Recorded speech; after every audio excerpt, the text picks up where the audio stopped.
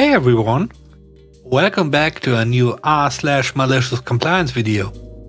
I hope you had a great day. If you have any suggestions regarding the voiceover, please let me know in the comment section below.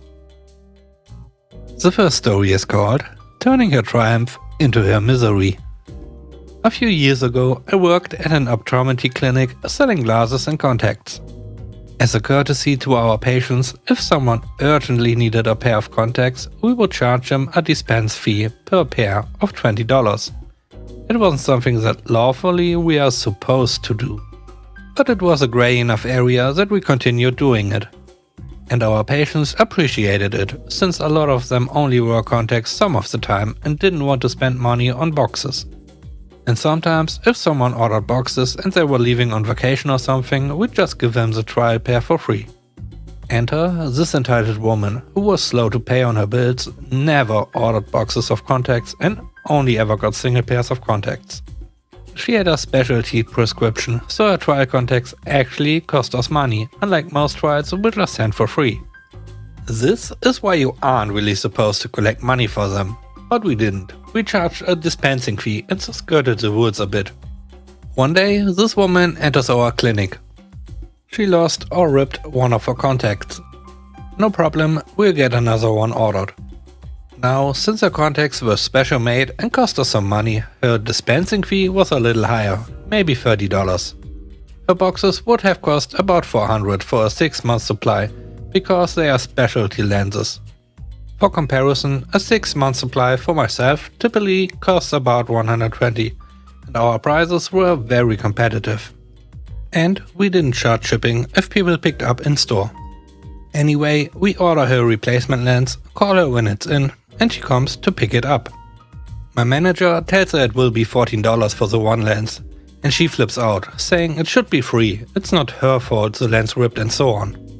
My manager listens patiently. Then he explains that we always charge a dispensing fee, that her contact lenses cost us money and we are charging in order to cover that cost, as well as man-hours spent putting together her order. That's when she sees the fine print on the contact lens container, not for individual sale. Triumphantly, she points it out and demands she should have the lens free. My manager takes the lens off the counter and makes a show of reading the print. "You are right. I'm sorry, I can't sell you this. We'll have to send it back to the lab and get our money back. I'm afraid that you'll just have to order boxes from now on." She gapes at my manager and then asked, "Okay, how much for a 6-month supply?" My manager consults the price sheet, calculates tax and says, "For 2 6-packs, that will be roughly $405. But I only wear these part-time. Can't I just get one pair?" "I'm sorry ma'am, but like you said, they are not for individual sale. I'm afraid we cannot do that any longer. It would be unethical. So you can order boxes here or elsewhere. Those are the options." Defeated by her own words, she took a copy of her prescription to order contacts online. For the remainder of my time working there, I don't remember her ever coming back. The next story is called Don't Mess with the People That Make Your Drinks. My parents and I were on vacation a few years back and hanging out at the hotel bar. This place was one of those places that was cheap, but everyone who stayed there thought they were better than everyone else. A couple walked in, talking about how nice and quaint the bar looked. They sat down at the table next to us. You were supposed to order your drinks at the bar and then sit down. But since it was a slow night, the bartender walked over and served them. "Hi, what can I get you?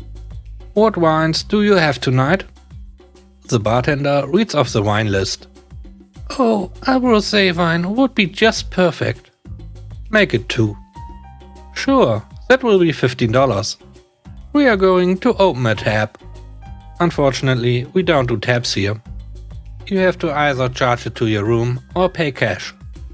The man throws his room card on the table. "Fine. Charge it to that." They laugh as the bartender grabs the card and heads back to the bar.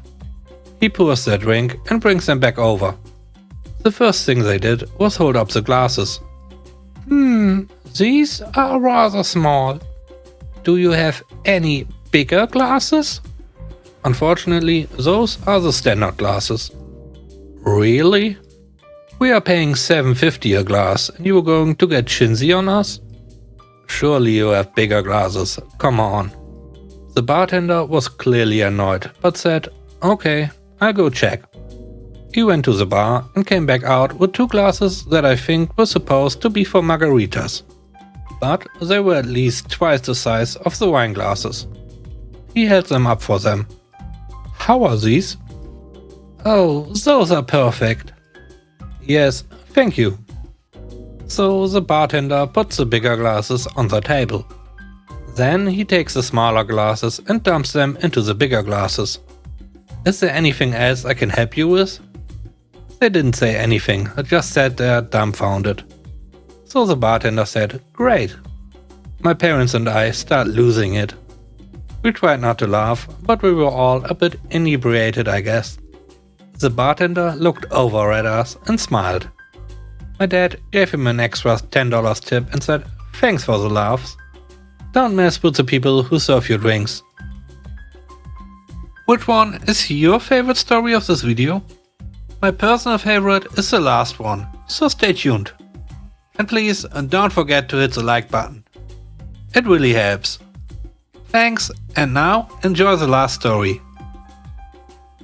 The last story is called "I Call It a Win." I'm a property tax consultant. This is my first tax protesting season. And so far, the biggest lesson I've learned is that government is a pain to deal with. The state of Texas has a state-mandated form that must be turned into the county when a tax agency represents a property owner in that county for protesting. It's detailed and annoying, but most counties are fairly lenient because human errors happens a lot when we get clients to sign and label terms and whatnot. Except one county, which so happens to be the biggest county in the area, so it's the most valuable. These guys have been a complete pain from day one. If everything is not perfect, they refuse the entire form. So needless to say, they bring me great joy. One more quick thing. Every property in every county has a specific account number, ranging from 6 to 20 numbers, depending on the county. This large county has 10 numbers for each property account number. So last week we get an email from the head honcho of the appraisal district for this specific country, specifying new rules for emailing signed forms. Before, we were able to attach the signed documents from the client and asked for them to be processed. The new rules stated that every file had to be named every account number being sent in. Same on the subject line of every email, along with our agency name and ID number. Forms will not be accepted if this is not followed. This process is tedious, as we now had to search for and write down every account number when we usually just use the addresses. Cue malicious compliance. This morning a family friend called me and asked us to protest their taxes for them. I knew this friend owns some properties in the area, so I asked them to send over their list. I would create the contracts and forms, and all she would have to do is sign it. As it turns out, she owned about 25 properties, 20 of them being in, you guessed it, Payne-Big County. I immediately saw where this was going, and the evil glee was joyous. So I get all the forms set up. She signs them perfectly, might I add, and I go hard with making sure I had every single account number listed out. Unfortunately, I had to make 2 separate documents, as apparently 20 sets of 10 numbers are too many for a file name. But you can bet every number fit into that subject line, along with our own ID number and name. I then wrote out my basic body email I use for all these emails. Then I added, there should be 20 total, please process every account number for this company at the end. CC'd my boss and sent. 2 hours later, another mass email from head honcho. We don't need to list every account number anymore. Petty? Simple? Maybe. But my job got easier, so I call it a win. Thanks for watching the video. I hope you enjoyed it. If you did, please leave a like. And if you want to see more videos, don't forget to subscribe. Have a great day and stay safe. Bye bye.